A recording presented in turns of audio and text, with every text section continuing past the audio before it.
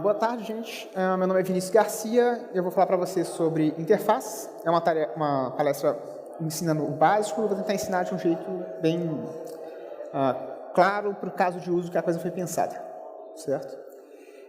Então, eu vou começar explicando literalmente o que são interfaces, certo? E para isso, eu vou começar, na verdade, com uma analogia. Porque tem muita coisa na vida real que a gente faz que são basicamente a mesma coisa que interfaces são dentro da linguagem, né? E para isso, eu vou começar com... Olha, arrebentou. Para isso, eu vou começar com essa analogia de, tipo, no passado, em algum momento, começou a surgir fabricantes de aparelhos eletrônicos. E esses fabricantes, eles começaram a pensar como que eles iam fazer para conectar os aparelhos eletrônicos que eles estavam criando na casa dos clientes, na rede elétrica dos clientes. E para fazer essa conexão, cada um pensou de um jeito diferente. Isso trazia todo tipo de problema. Por exemplo, para fazer uma conexão dessa, o cliente tinha de entender muito do fabricante, entender os detalhes e as minúcias do aparelho para conseguir pegar os fios e conectar na casa dele. Se a rede da casa não fosse compatível com a rede que o fabricante estava esperando, podia queimar o aparelho e assim por diante. Então, eles tiveram uma ideia. E se a gente decidir criar um padrão para todos os fabricantes seguirem e para todas as redes elétricas das casas seguirem, de forma que, daqui para frente, quando um fabricante fizer um aparelho, esse aparelho vai funcionar em todas as casas, sem a necessidade de uma instalação complicada.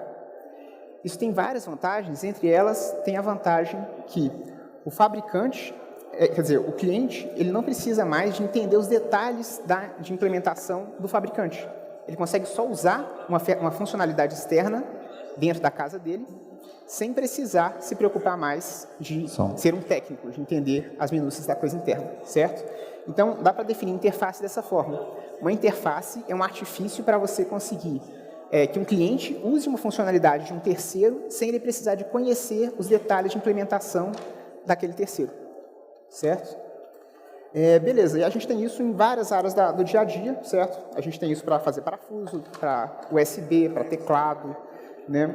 Quase tudo que você vê, roda de carro, vai ter uma especificação, né? Trazer só mais um exemplo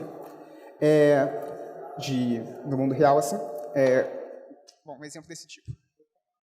Oi. Que é... aí foi, bacana. Que é o Lego, né? O Lego ele é um pouquinho diferente dos outros, porque enquanto todos os outros estavam criando uma interface para terceiros utilizarem, o Lego ele fez uma interface para ele mesmo utilizar, certo? Isso é interessante por quê? Porque em código, frequentemente você vai criar uma interface para você mesmo utilizar, certo? A gente vai falar um pouquinho mais disso para frente. Beleza. Só uma coisa, a gente está falando de estrutura aqui, certo? Largura, altura, formato. Tem, na verdade, uma analogia um pouco melhor para o que você vai encontrar no código, certo? No código a gente vai encontrar uma coisa que se parece mais com um contrato. Um contrato ele é um tipo de interface onde você está esperando que a outra parte ela tenha certos comportamentos, certo? Então, se aquela coisa tiver os comportamentos que você precisa, se o funcionário puder acordar um certo horário todo dia, trabalhar um certo número de horas, falar um certo idioma e fazer uma certa atividade, ele encaixa naquele contrato, certo? E é isso que vocês vão ver nas interfaces Go. Beleza, vamos agora falar de código mesmo. Caso seja a primeira vez que vocês estão aprendendo a mexer com Go, essa aqui é a sintaxe para declarar uma interface, certo? Ela é um tipo, né? Você tem que dar um nome para ela, depois você tem que explicar que ela é uma interface com a palavra interface, e aí você coloca o corpo da interface, certo? Parece um pouco a definição de struct, mas no corpo, aqui a gente vai colocar a lista de comportamentos que a gente espera que sejam cumpridos para que aquela interface encaixe. Beleza? E olha só, aqui eu tenho 3 exemplos, esses 3 exemplos existem na biblioteca padrão, né? Um interessante é aquele último ali, o N. Acho que talvez nem todo mundo saiba que o N é uma interface, ele significa qualquer coisa, mas na verdade ele é o quê? Ele é uma interface que não exige nenhum comportamento, certo? Uma interface que não exige nenhum comportamento, aceita qualquer coisa, né? E beleza. Então, vamos falar um pouco sobre o corpo das interfaces. Você pode ter um ou mais comportamentos, certo? É até recomendado ter interfaces com um método só, tá? E esses comportamentos eles são métodos, ou seja, para você encaixar na interface, você precisa que uma estrutura do seu código tenha um método, certo? E um método é o quê? Uma função associada àquele struct, certo? Que tenha o mesmo nome, certo? A mesma lista de argumentos e a mesma lista de valores de retorno. Então, olha só, no readWriter, para um struct encaixar com o readWriter, ele precisa de ter dois métodos, um deles chamado read e o outro chamado write, tem que acertar o nome certinho. Tem que ter, ambos eles têm que ter o primeiro argumento, o único argumento, sendo um array de bytes, um slice de bytes. Depois, eles têm que retornar um inteiro e um erro. A única coisa que não importa aqui são os nomes das variáveis. P, N e ER, esses aí não importam. Todo o resto tem que estar igualzinho para dar o encaixe. Beleza? Bacana. Oi. Bacana. Já que eles são tipos, então a gente pode usar eles como tipos e criar uma variável daquele tipo. Então, eu posso declarar uma variável do tipo C, que é uma interface closer. Né? E se eu tenho uma variável do tipo C, que é uma interface closer, isso significa que eu posso colocar dentro dela um valor, certo? E aí vem a questão, como é que eu faço um valor que eu consigo colocar numa interface? Eu falei de forma mais abstrata, mas eu vou mostrar um exemplo concreto. Né? Então, suponha que eu quero encaixar nessa interface closer, certo? Eu quero encaixar nessa interface closer, então eu vou querer eu vou ter um struct qualquer. Esse struct ele pode ter qualquer lista de argumentos, isso não importa para a interface, tá? Mas ele tem que ter um método, certo? E aqui no método vocês podem ver que é uma função associada ao struct SOMEstruct, certo? E esse método ele tem que ter o nome close, tem que ter a mesma lista de argumentos que é pedido na interface e tem que ter a mesma lista de argumentos de retorno, certo? Quando eu faço isso daqui, quando o meu struct tem esse método, ele se torna capaz de ser colocado, uma instância dele pode ser colocada numa variável do tipo closer. Então, eu posso fazer essa linha de código aqui, certo? Então, nesse ponto daqui, eu estou criando uma variável do tipo closer, instanciando uma instância do struct SOMEstruct e estou atribuindo um para o outro. Esse é o momento onde a coisa encaixa, certo? Esse é o momento. É importante enfatizar isso porque é nesse ponto que o Go vai checar se é possível fazer o encaixe.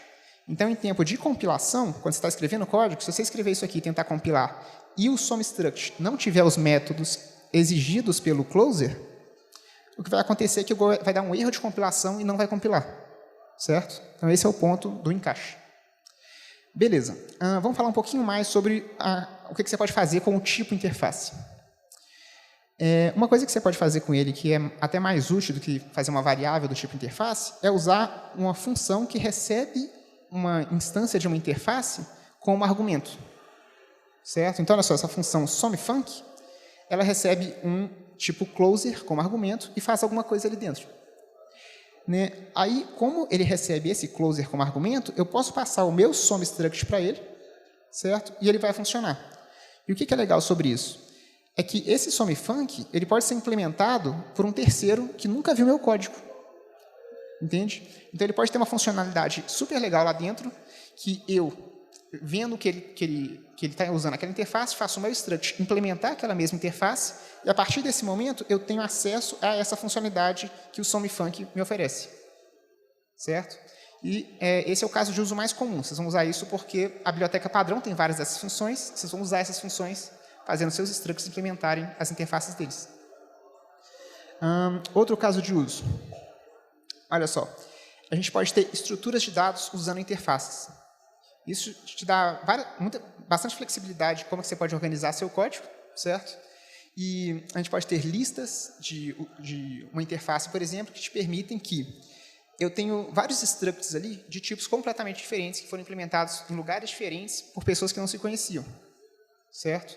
Mas todos eles têm os comportamentos em comum que são necessários para eles serem chamados de programador. Por causa disso, eu posso tratar todos eles como se fossem a mesma coisa. E a partir daquele ponto, eu posso, por exemplo, fazer um loop e pedir todos para começar a escrever código.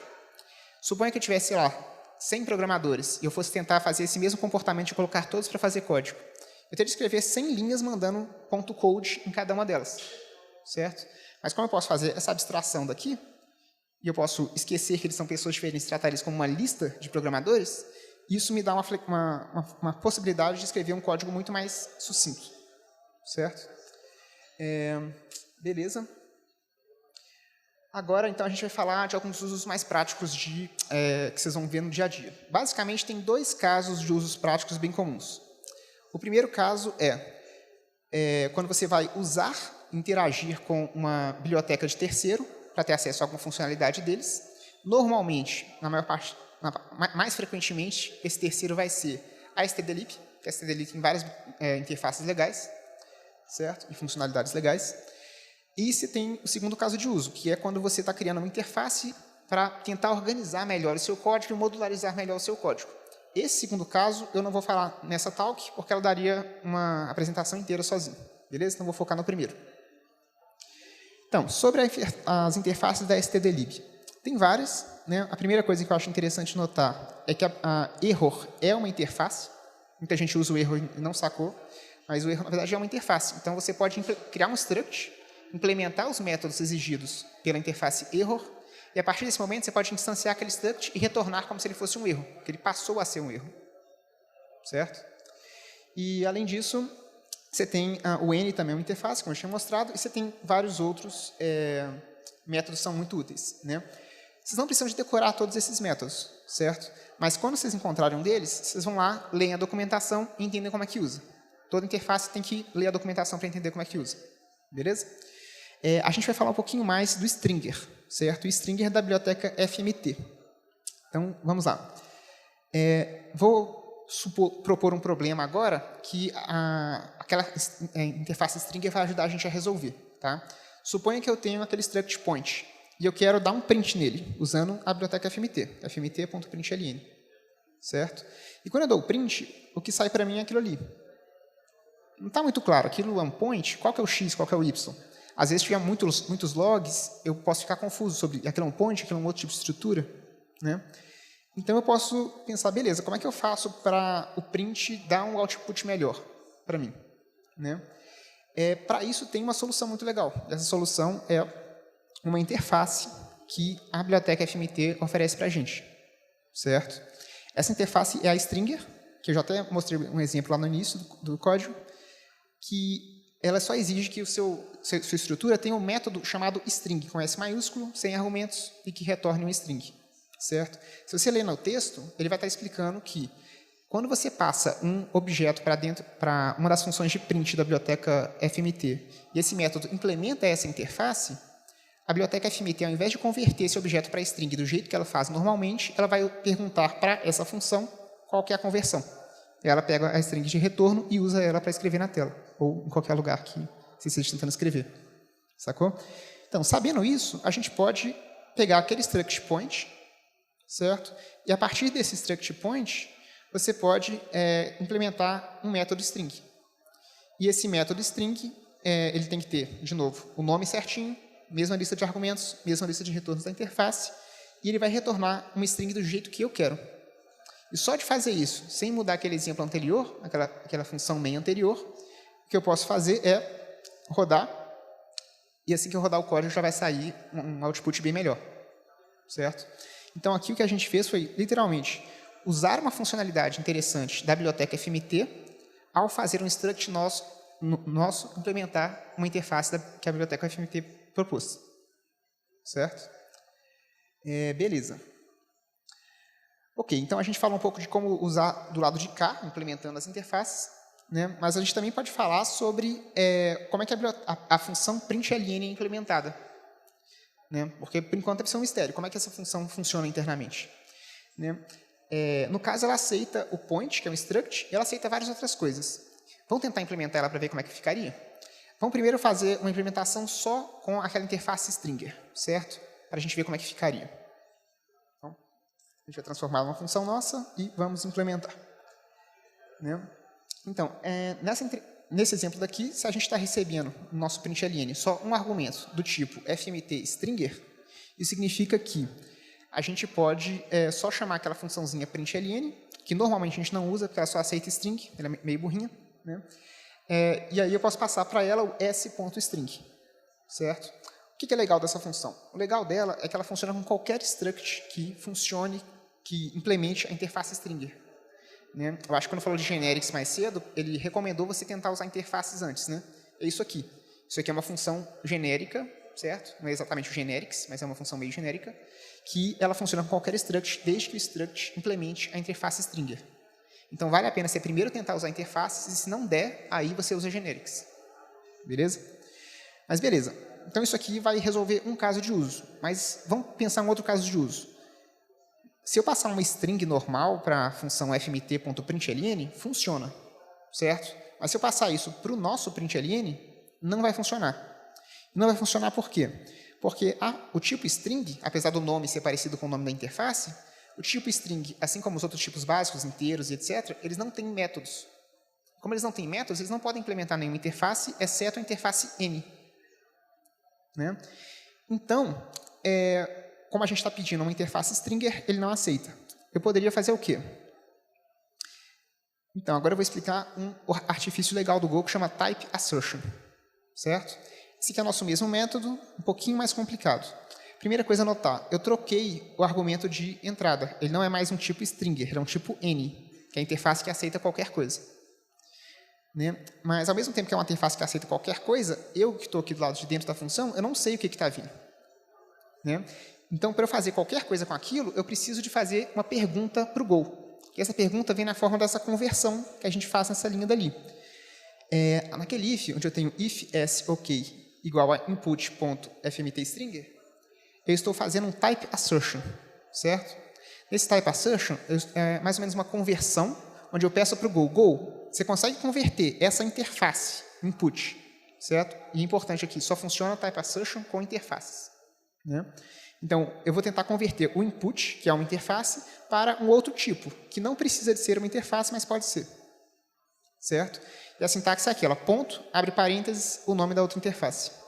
Fecha parênteses. O que ele vai fazer é, se ele conseguir converter, aquele OK vai ser true. E aquele S, ele vai ser uma instância do tipo fmtstringer.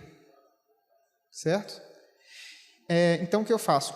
Eu tento fazer a conversão, verifico OK, se der certo, eu já sei o que eu tenho que fazer. Eu vou imprimo s.string. Se não, quando for false, eu continuo o meu código, eu caio no outro if. No outro if, eu faço a mesma pergunta, mas dessa vez eu pergunto, será que essa interface input, ele é internamente a coisa que está guardada dentro da interface, será que essa coisa é uma string? Ele vai me dizer sim ou não e me retornar uma string se for. Tendo essa função nesse formato, eu consigo, então, fazer aquele código anterior funcionar. Certo? Isso é type assertion. Né? Que é mais ou menos você pegar a interface e abrir ela um pouquinho. Ver o que está lá dentro. Beleza. Tem só mais uma coisa... Só uma última revisão de type assertion. A sintaxe é sempre essa, certo? Ponto, você bota uma coisa do tipo velho que precisa de ser uma interface. Você vai botar ponto, abre parênteses, botar o tipo lá, que pode ser uma interface ou um struct, e o Go vai tentar fazer a conversão para você. Beleza? Bacana. Agora só tem... e normalmente, quase sempre, vocês vão estar fazendo type assertion em cima de uma variável do tipo n, que é o mais comum. Você pode fazer em outras interfaces, mas quase sempre vai ser o tipo n. Beleza. Então, agora, eu tinha dado esse exemplo, e agora eu quero falar só mais uma coisa, que é uma outra forma de fazer o println, certo? Quer dizer, que é uma outra forma de fazer o type assertion. Vocês não precisam de decorar ela agora, mas é bom vocês saberem o que é, para quando vocês verem, vocês entenderem, certo? Ela tem uma pequena vantagem, que ela vai tornar o código um pouquinho mais enxuto. Então, eu vou escrever esse mesmo código usando uma coisa que a gente chama de switch type, ou type switch. Esse é o type switch, ou switch type, certo? No type switch, ele tem uma sintaxe bem específica, tá? Então é meio chatinho de decorar, onde você vai ter o switch, que também é usado para fazer um switch de valor, mas esse aqui é o switch de type. Ele é o de type porque onde eu colocaria o valor, eu estou fazendo aquela sintaxe do type assertion com uma pequena diferença. Aqui eu estou botando ponto, abre parênteses, e colocando uma palavra reservada, que é type. Não estou colocando um tipo qualquer, eu estou colocando type, certo? E fecha parênteses. Aí o Go entende que isso aqui é um type switch.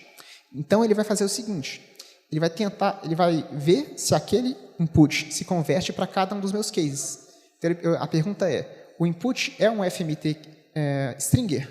Se for, ele vai converter isso para um FMT stringer, salvar o resultado em V, a variável V, e aí eu vou poder usar a variável V dentro daquele case. Certo? Mesma coisa para o case da string. Vantagem disso, ficou um pouquinho mais enxuto. Certo? Você não vai fazer isso se for só um valor. Você tem que ter no mínimo 2 valores para fazer sentido a sintaxe mais complicada. Tá? E vocês não precisam de usar isso. Se quiser usar o if, ele funciona igualzinho. Beleza? Mas se vocês tiverem mais valores, por exemplo, se eu tiver um case int, eu posso querer fazer o switch para ficar bem mais enxuto que se eu tivesse 3 ifs seguidos aqui. Né? Outra coisa importante de saber sobre type switch é que você tem a possibilidade de ter um case default, que também é bem útil. Né? Às vezes você recebe uma interface, você sabe o que fazer se ela for stringer, sabe o que fazer se for string ou se for inteiro, mas não sabe o que fazer se não for nenhum desses 3. Aí você pode até retornar um erro. Ou às vezes você pode resolver isso de outra forma. Você não sabe o que é, você vai usar reflection ou alguma coisa mais complicada para resolver.